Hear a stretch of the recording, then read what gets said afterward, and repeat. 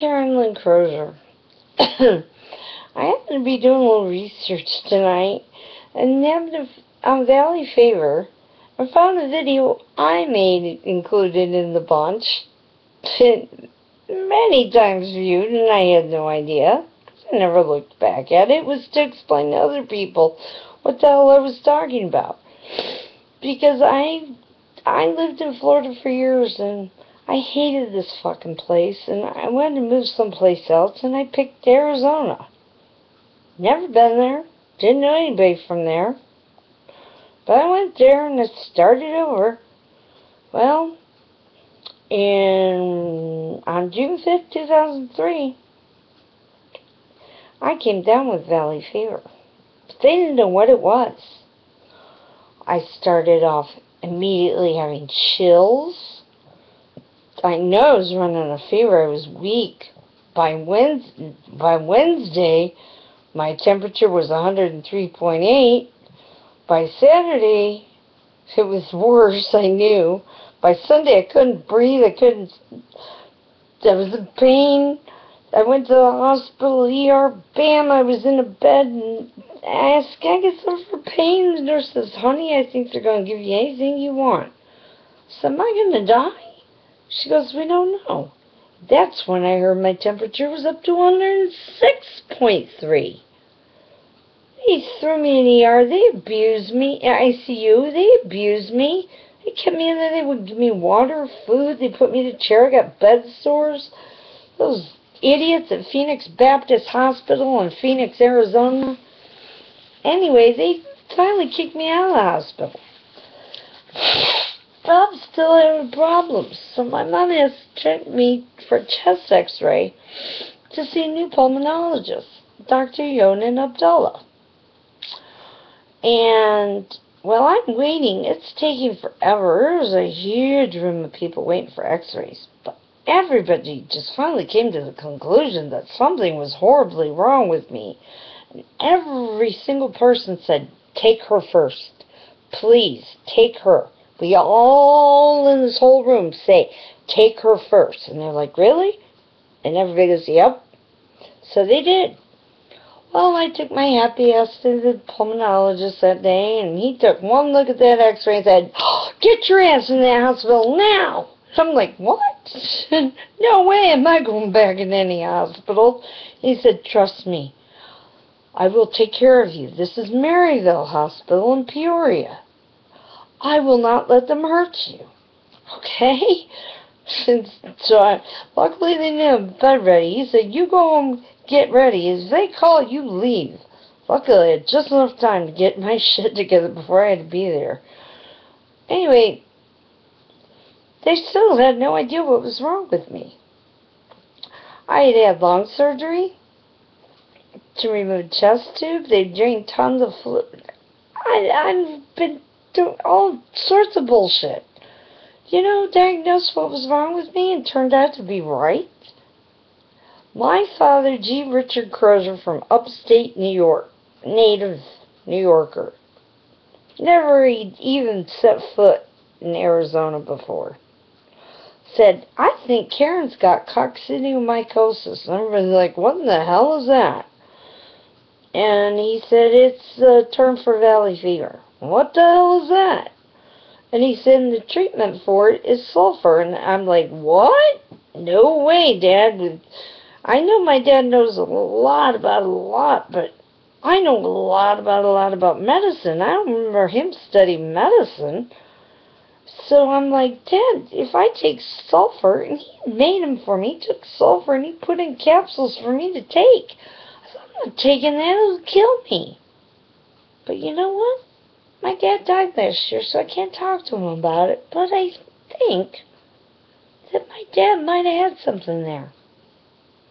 Maybe that is the freaking cure for valley fever. And I'm actually thinking about if there's some researcher out there that wants to test it, since it was my daddy, I'll try it. I'll risk my life, because I'm not so afraid to anymore. And see if it works. Ebola? You bunch of idiots. There's already a freaking cure for Ebola.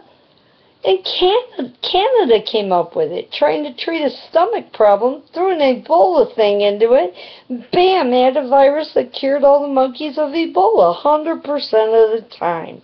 Completely gone. And donated 100,000 bottles of cure to the World, I'm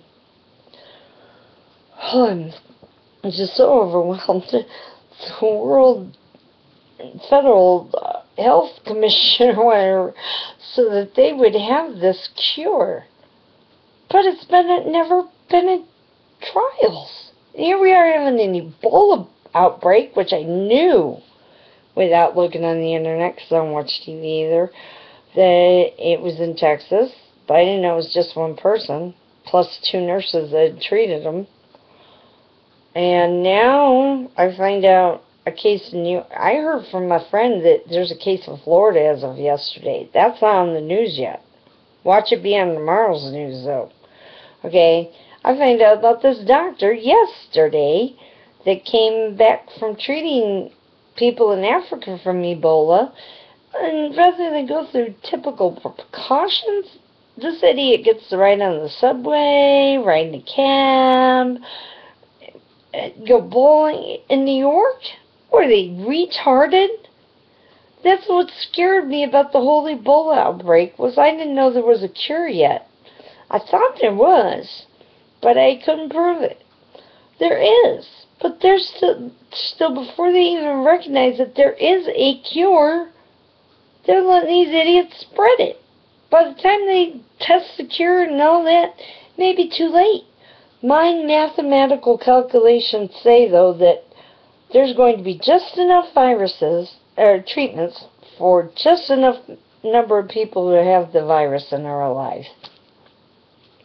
Just barely skim by. Now, Valley Cape Fever may actually have a cure. And I know it. You know? Come study me. Ask me whatever you want. There's a lot more amazing stuff I can tell you about myself. Because the whole reason I was looking, I hadn't looked for anything about Valley Fever in years. And I saw this epidemic in 2010. What epidemic of Valley Fever? I made that video because nobody knew what the hell I was talking about. Hell, the doctors didn't know what they were talking about. It turns out. And then to find out that not only does everybody know about it, there's been an epidemic and it's spread more and they were wrong. It's like Ebola. It's a biological thing.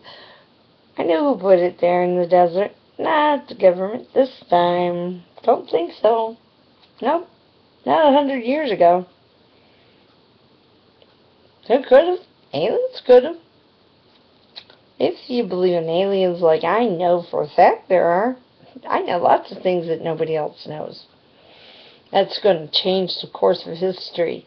Listen to me, Karen Crozier in Sebring, fucking Florida, who used to live in Phoenix, Arizona, who gave birth, even.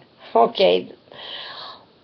The other day, I got curious. I said, Mom, I know you went through this horribly traumatic birth and stuff, and what caused it and all that, but what effect did it have on me? And she said, you were born fine. I said, really?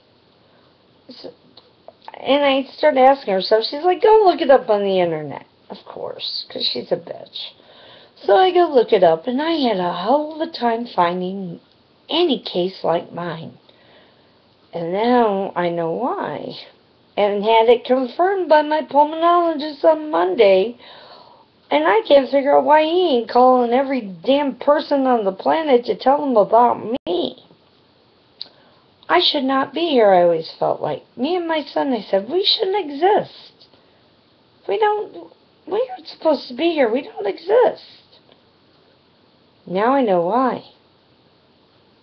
Because my mother was on diuretics back in the crappy 60s when the military wasn't so hot and the medical care sucked. They put my mom on diuretics so she wouldn't retain fluid. Well, it also caused her amniotic fluid to dry up. What happens when that happens? One thing. Baby dies. Baby's lungs can't form without breathing amniotic fluid, so the baby dies. That's why it's so hard to find.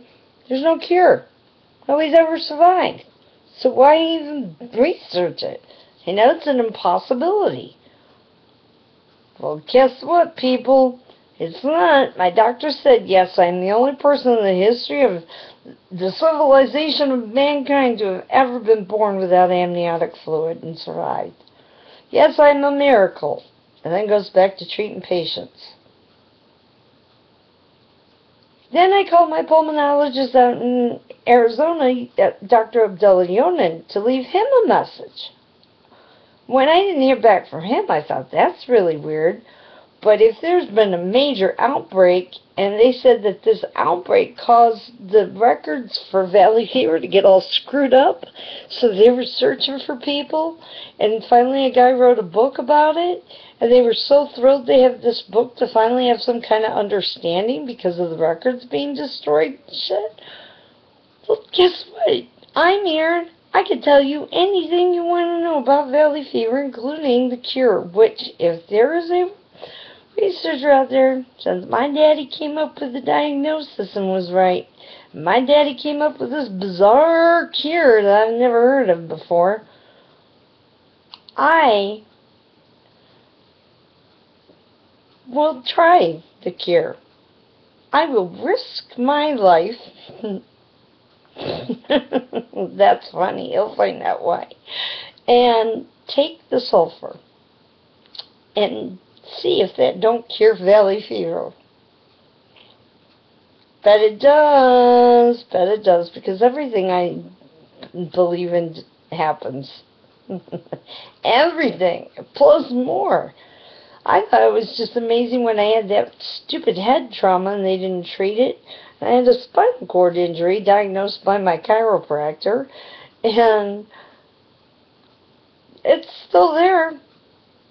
But I took something out of Christopher Reeve's last speech and ran with it about therapy and stuff. And I now fully cured myself of paralysis.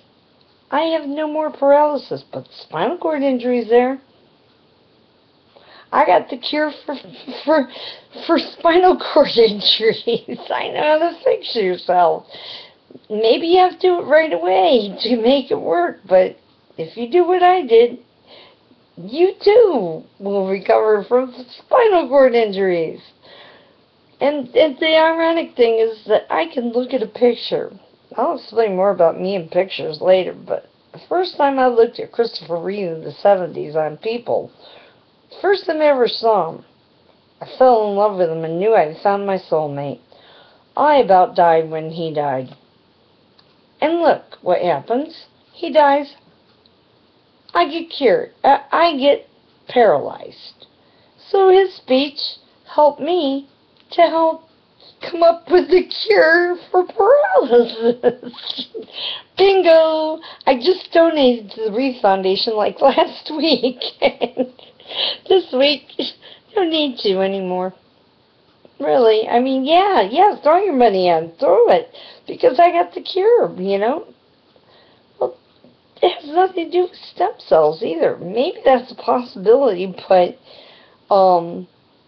that isn't how I healed. I bypassed it. And I got more crazy shit. The videos just aren't long enough. Keep watching my videos. Karen Crozier's health and amazing stories that are all true. Okay? Thank you. Bye.